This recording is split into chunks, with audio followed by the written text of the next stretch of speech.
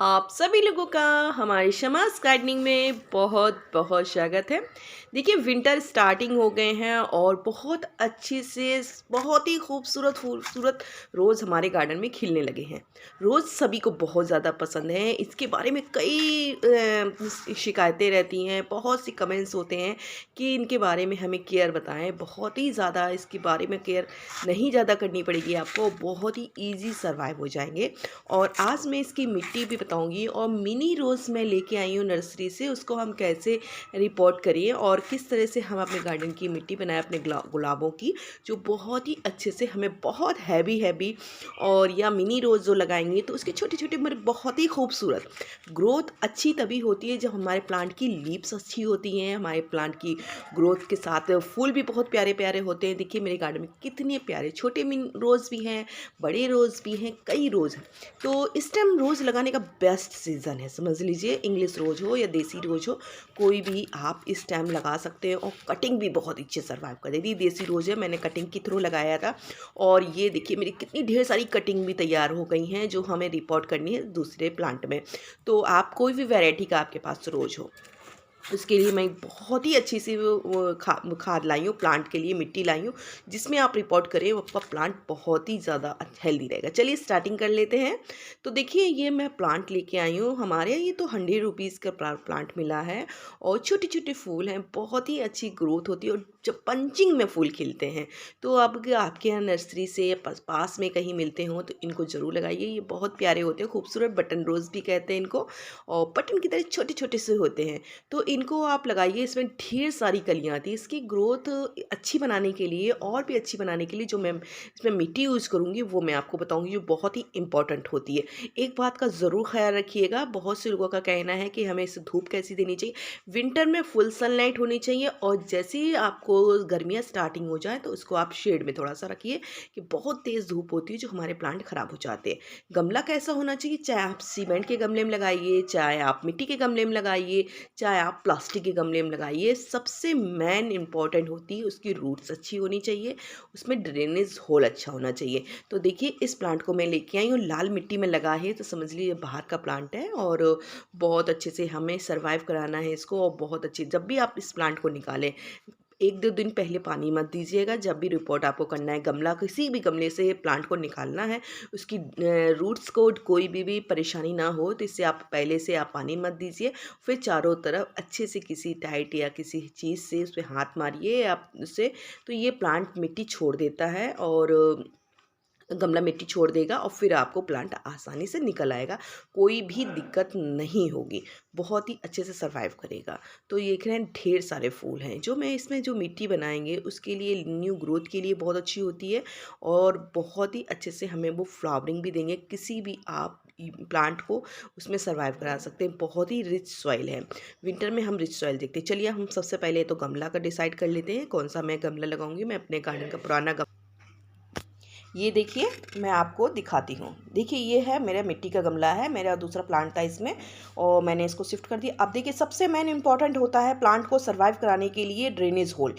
चाहे प्लास्टिक का गमला हो, चाहे मिट्टी का गमला हो, चाहे सीमेंट का गमला हो, या घर में पड़े हुए कोई भी फालतू चीज़ हो, उसमें होल होना बहुत ज़रूरी है कोई भी प्लांट के लिए।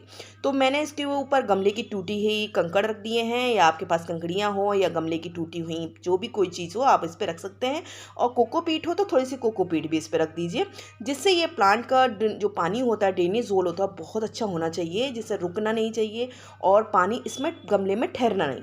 तो ये हो गया हमारे गमले की बात। अब हम चलते हैं मिट्टी कैसी बनानी चाहिए जो बहुत अच्छी होनी चाहिए हमारे प्लांट के लिए और बहुत ही ताकतवर। तो सबसे पहले चाहे गोबर की खाद आपके पास हो तो पुरानी होनी चाहिए, और अगर किचन वेस्ट खाद आपके पास है वो आप यूज़ कर सकते हैं, बहुत अच्छी होती है। तो मेरे पास है गोबर की खाद जो बहुत पुरानी है। और सबसे मिट्टी को सॉफ्ट करने के लिए मैंने इसमें ली है चावल की भूसी। चावल की भूसी आप किसी भी बीज भंडार के पास जा सकते हैं या आसपास कहीं भी आपको जो चावल कूटते हैं वहाँ से ले लीजिए। इससे हमारे प्लांट की जो मिट्टी है वो बहुत सॉफ्ट होगी और हमारे प्लांट को बहुत हेल्दी डाइट मिल जाएगी। अब आ जाती हैं जो बहुत ही इंपॉर्टेंट है, मैंने आपको बता दी हूँ मिट्टी। तो हमें किससे परसेंट मिट्टी लेनी है, मिट्टी बिल्कुल मेरी सॉफ्ट है। अगर आपके हार्ड मिट्टी हो तो उसमें 20% आप रिवर सैंड मिला दीजिए, या कोकोपीट यूज़ कर लीजिए, या पुरानी पत्तियाँ यूज़ कर लीजिए। तो मैंने रेशो बता दूँ, 30% हमारी कंपोस्ट खाद हो या काऊ डंग हो जाएगी, और 5% मैंने इसमें नीम खली ऐड कर रखी है जो बहुत ही ताकतवर होती है। नीम खली के बाद आप इसमें ये भी यूज़ कर सकते हैं, इससे हमारे प्लांट को फंगस नहीं लगती है। ये जो मैं इसमें यूज़ करूँगी 2 चम्मच, फंगस नहीं लगती, बहुत अच्छे से सर्वाइव करता है। तो मेरी 30% कम गोबर की खाद, 5% नीम खली, 40% मेरी गार्डन की मिट्टी, और 20% आप इसमें चाहे कोकोपीट या आपके पास चावल की भूसी हो वो ऐड कर लीजिए। 2 चम्मच मैं इसमें से ये मिला देती हूँ, जिससे हमारे प्लांट को बहुत ही अच्छे सर्वाइव। हाँ, अगर आपके पास नीम खली है तो कोई भी ज़रूरत नहीं है, इसको आप यूज़ करें। अगर नहीं है आपके पास तो ये यूज़ कर सकते हैं। मेरे पास दोनों चीज़ें, मैं दोनों चीज़ यूज़ कर लेती हूँ कि सर्दियों में नमी जल्दी ख़त्म नहीं होती है, मिट्टी उतनी जल्दी ड्राई नहीं होती, तो इसलिए मैं ये यूज़ कर लेती हूँ। हाँ, एक बात और कहती हूँ, सबसे ज़्यादा मिलाने के बाद अगर राख हो आपके पास तो राख बहुत ही अच्छी होती है प्लांट को सर्वाइव कराने के लिए। बहुत ही ज़्यादा इसमें कैल्शियम होता है, जिससे हमारे प्लांट बहुत अच्छे से सर्वाइव करते हैं। बहुत अच्छे से मिक्सचर को मैं तैयार कर लेती हूँ, जो हमारे प्लांट के लिए बहुत ताकतवर होती है, बहुत ही अच्छे से सर्वाइव कराने के लिए। तो ये हो गया हमारा मिक्सचर तैयार। जो मिट्टी हम जो दे रहे हैं बहुत अच्छी होती है। अब हम इसको क्या करेंगे, नीचे हमने जो थोड़ी सी मिट्टी डालेंगे, ज़्यादा मिट्टी नीचे की तरफ नहीं, कि गमला में जो प्लांट हम लगाएंगे तो थोड़ा सा डाउन होना चाहिए, 2 इंच नीचे ही होना चाहिए।